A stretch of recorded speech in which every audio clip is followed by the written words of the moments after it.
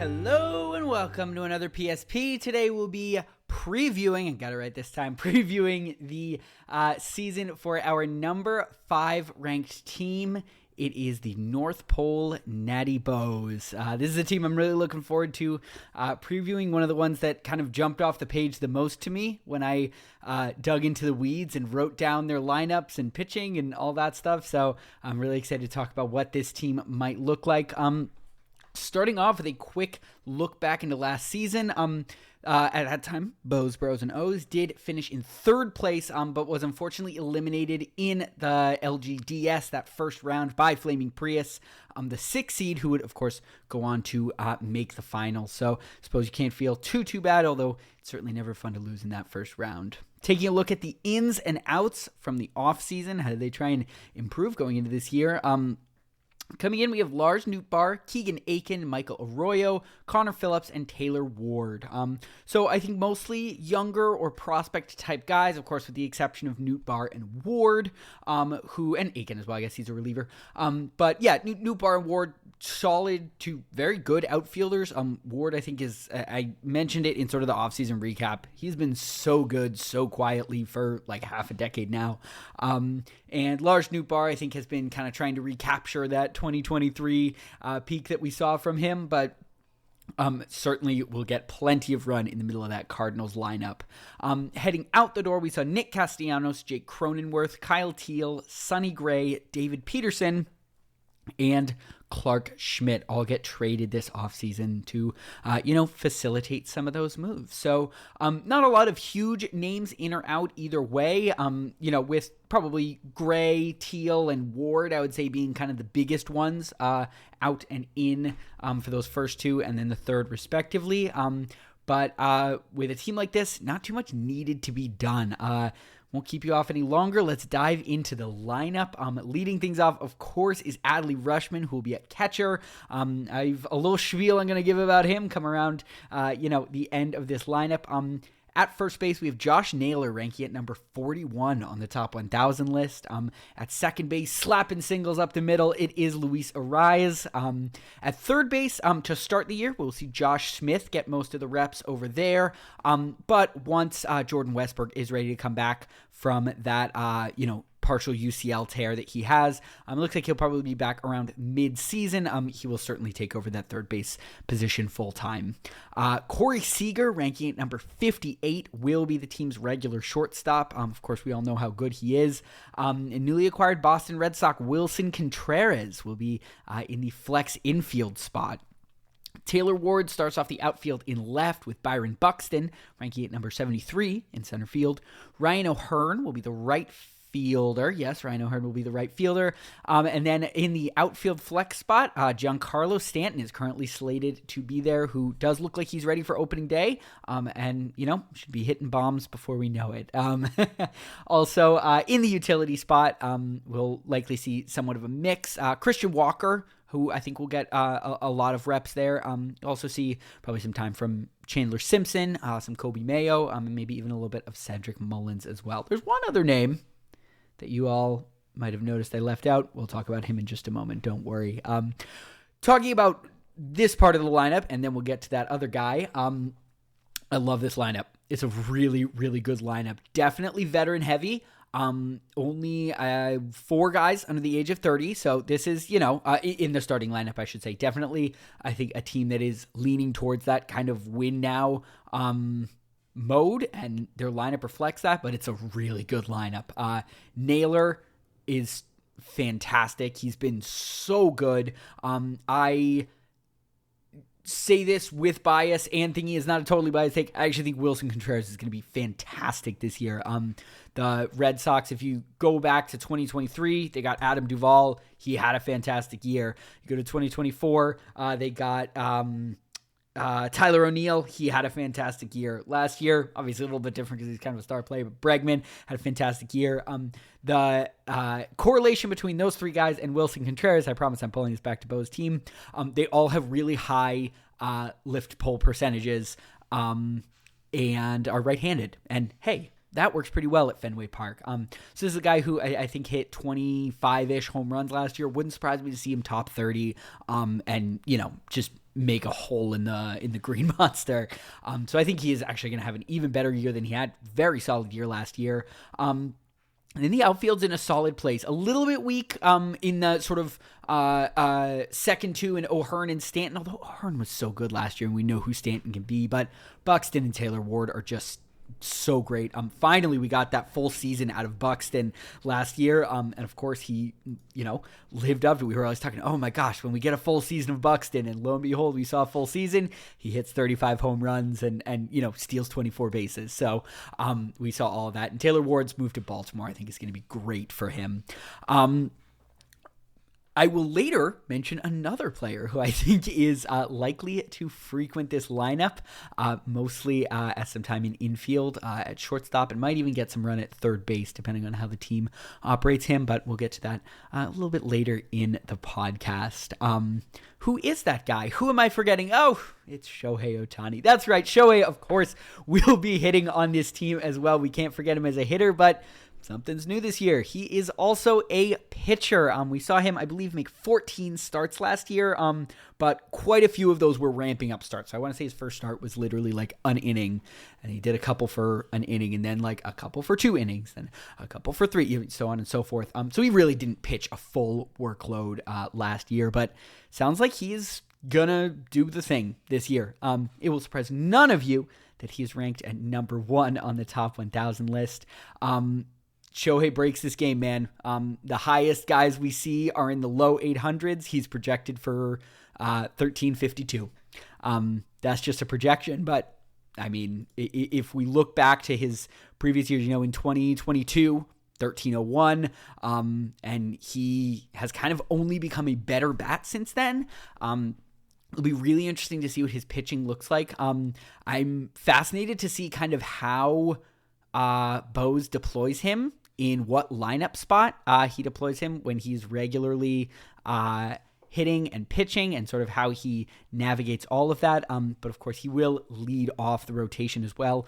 Don't forget what a good pitcher this guy is. He is a phenomenal pitcher. And it is always so interesting. I guess this is a second Tommy John, so it's hard to really say that. But when guys come back from that first Tommy John, I find sometimes they become better pitchers, not necessarily better throwers. They don't always have quite the electricity that they did beforehand, but they tend to become better pitchers because they kind of relearn how to, again, in quotes, pitch the ball. I think it'll be really interesting to see what kind of a full season workload of Shohei looks like. He's unbelievable.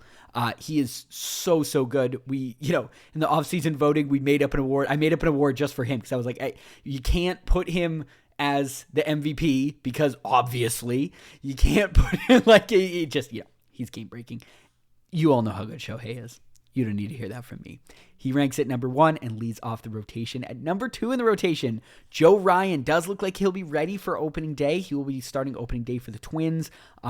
Incredible stuff out there. And obviously definitely a depleted Twins team, but he is certainly likely to be one of the bright spots out there. And for Bo's sake, maybe hope that he gets traded somewhere else, maybe somewhere with some kind of a pitching lab that can, even tap into more. He is ranked at number 60 on the top 1,000. The innings devourer himself, Logan Webb, ranks at number 62 on that list. This is a great example of that list not being the end-all be-all. In a league like ours, which prioritizes innings pitched, Logan Webb is a hell of a lot higher than 62. He is so valuable in this league. A just fantastic pick in the initial draft by Bohs last year. I'm just taking a quick peek to see. He was picked in the 4th round, so relatively early, rightfully so. But yeah, just Logan Webb eats innings for breakfast, and racked up the strikeouts last year. Struck out quite a few more batters than he normally does. Looking at last season compared to the other seasons, last year he struck out 224. Season before that, 172. So he really dialed it up and averaged 22 points per start. He's so consistent, so good. And the only thing I would say about Logan Webb is a right side of the infield with Luis Arraez at second base and Rafi Devers at first base is going to be interesting, to say the least. And for such a ground ball oriented pitcher, you worry a little bit about that, but he's Logan Webb. He's so good. Kyle Bradish is ranked at number 63 on the top 1,000. he has flown under the radar for, it feels like, everybody. He's so good. He is so good. He was out for quite a bit of last year, so I think that's why he fell back in the mind, a little bit. Obviously with Tommy John, he was out for a little bit. I want to say it was Tommy John. It was Tommy John, right? Yeah. It was Tommy John last year in 2024, and then he missed some last year. But this is a guy who in 2023 put up 640 points. This is a top of the line starter, and he's ranked as the fourth best on. I have him as the fourth best starter on Bohs' team. The fifth starter and the final member of the pitching staff in the IBW Top 1000 is Chris Sale, ranked at number 79. He strikes out everyone he looks at. He is really, speaking of people who have sort of like evolved how they pitch, it's so fun to watch him pitch out in Atlanta and just kind of see how it's different from, his kind of peak days in Boston there in 17, 18.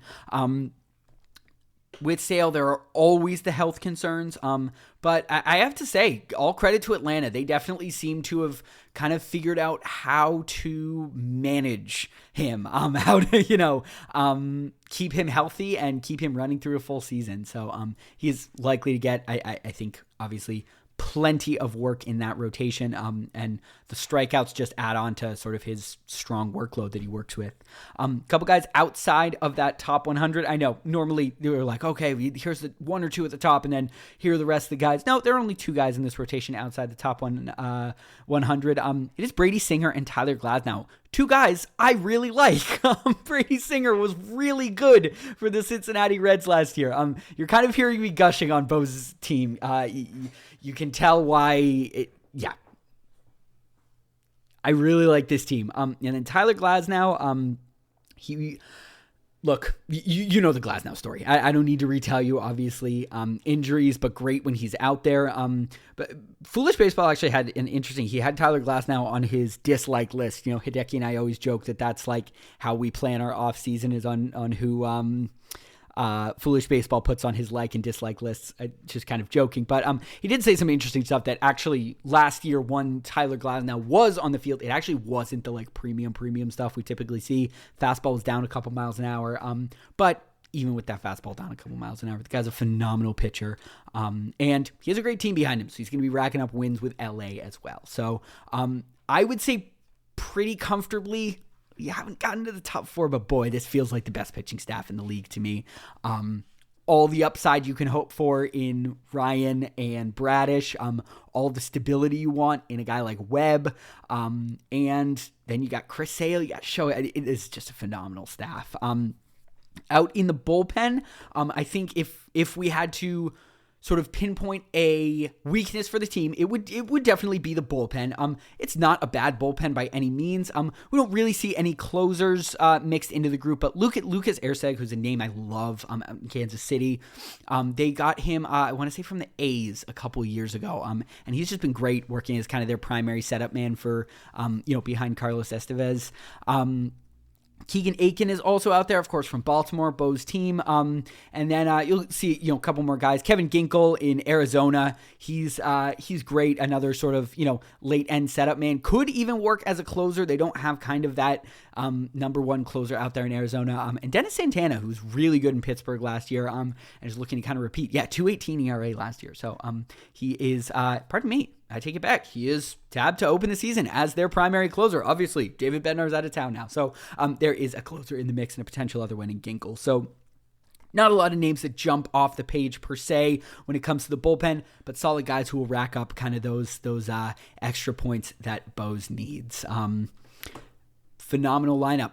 Phenomenal rotation. Let's talk about the prospects where things are really good.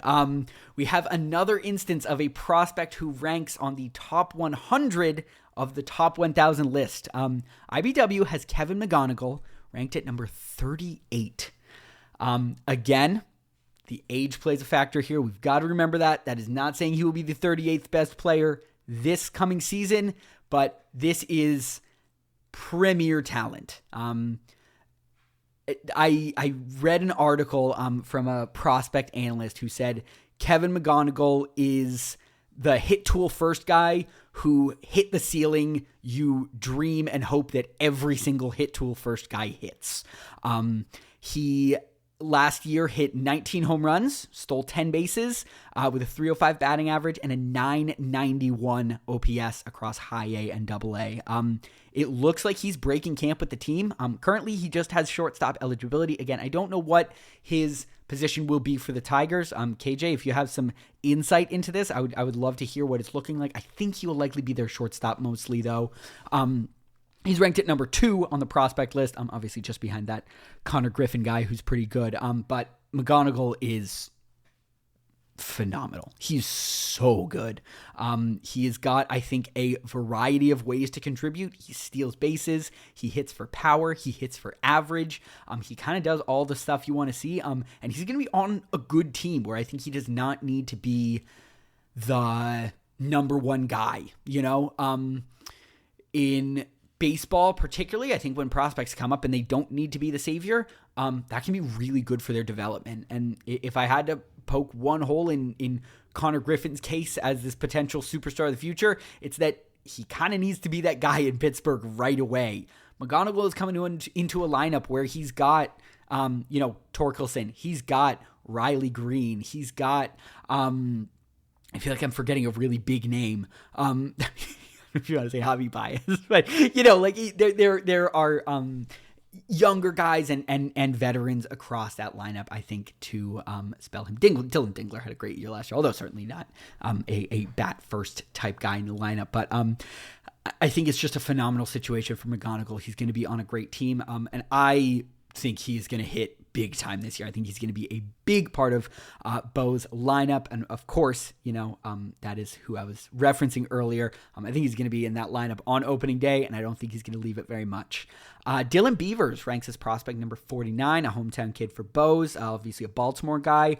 The sort of MLB comp for him is Austin Meadows. I've heard that a lot. Obviously, you remember those peak Austin Meadows years, 2019 through kind of 2021 when he had that sort of great power average combo. It looks like he's probably going to break camp with the team and is sort of set to take the strong side of a platoon in right field with Tyler O'Neill. So obviously, being a lefty, he will get most of the at-bats there. Sorry, my cat's making weird noises. I don't know what she's up to. But Dylan Beavers, should be another piece. And hey, we're talking about maybe outfield being one of the areas of weakness. Beavers could be a pretty solid guy there. And then a really fun name, Gerangelo, Sinche, I believe it is. He's a switch pitcher. He's probably not actually going to switch pitch in the major leagues, but that is pretty fun. Came over to the Cardinals in the Brendan Donovan trade. He's probably just working from the right side, is what they said. It sounds like he warms up from both sides to get his body loose, but the Cardinals have said, we're going to keep this guy as a righty because that's who he is. That's where he's really best. But yeah, plus fastball in the mid 90s and a plus slider. I think he could definitely factor in as a reliever in St. Louis this year and possibly even a starter, depending on, what his year in the minors looks like. It would be later in the year, I think, for both of those cases. But, coming in at prospect number 201, this isn't a top of the, barrel prospect, but he is a nice guy, and I think a solid arm that will just kind of be one of those consistent type bullpen arms. There is one more name I want to mention. We will likely not see him at all this year. If we do, it'll be we won't see him in the majors at all this year. Pardon me. We will definitely not see him in the majors, but he is likely to return to game action around August. That is Sebastian Walcott, ranked as prospect number 9 and ranked on the top 1,000 at number 70. IBW is high on this guy. I am too. He is if you build a 5-tool guy in MLB The Show, it looks like Sebastian Walcott. He is a great shortstop. I think he stole 35 bags, hit close to 15-ish home runs, and he's only 19, so that power is going to continue to develop even more. He is a top end talent. And although obviously this year we won't be seeing him, he's a name I just did want to mention as somebody to keep an eye on this system.